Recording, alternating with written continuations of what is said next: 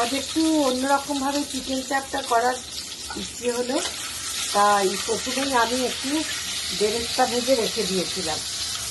আর এখানে ম্যারিনেশন করে রেখেছি 4 ঘন্টার মতন। আদা রসুন আর কাঁচা লঙ্কা পেস্ট একটা দিয়েছি, আর একটু কাশ্মীরি মির্চ আমি দিয়েছি, আর হলুদ গুঁড়ো সামান্য দিয়েছি, আর একটু ছাতু দিয়েছি বাইন্ডিংটা ডিপ থাকার জন্য। এইভাবে এটাকে আমি আর একটু মরিচ দিয়েছি 1 চামচের মতন। মরিচ দিয়ে এটাকে আমি 4 ঘন্টার মতন রেখেছিলাম। এবার আমি একে একে এগুলোকে চিকেনগুলোকে ভেজে নিচ্ছি এপিট ওপিট করে। আচ্ছা, এবার সাদা তেল আর একটু ঘি মেশানোর মধ্যে আমি গরম মশলা ফোড়ন দিয়ে বেরেস্তাগুলো দিয়ে দিয়েছি, আর ভাজা চিকেনগুলো দিয়ে দিলাম। এবার আমি এর মধ্যে কাজু, চারমগজ আর সামান্য পোস্ত বাটা আর 2 বড় টেবিল চামচ দইয়ের একটা পেস্ট করে রেখেছিলাম, সেটা দিয়ে দিচ্ছি।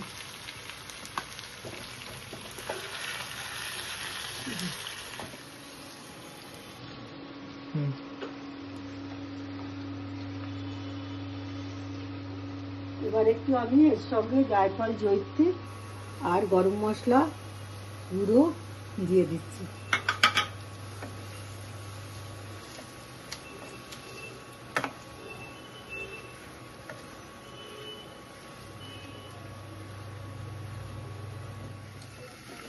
এইভাবে আমি চিকেনগুলোকে বেশ করে এপিট ওপিট করে কষে নিলাম, আর মশলা যা দেওয়ার তো দিয়েই দিয়েছি, আর একটু নুনও এর সঙ্গে মিশিয়ে দিলাম।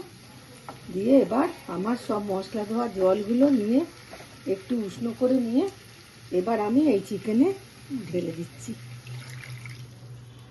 10 মিনিট ফোটানোর পর আমি একটু গোলাপ জল আর কেওড়া জল এতে দিয়ে আবার বন্ধ করে দিচ্ছি। মাঝে মাঝে এগুলো নেড়ে চেড়ে দেখে নিলাম চিকেনগুলো সেদ্ধ হয়েছে কি। আবার 10 মিনিট বাদে আমি দেখলাম চিকেনগুলো সেদ্ধ হয়ে গেছে। এবার এটাকে নিভিয়ে চাপা দিয়ে রেখে দিতে হবে। এই হলো আজকের আমার চিকেন চাপ।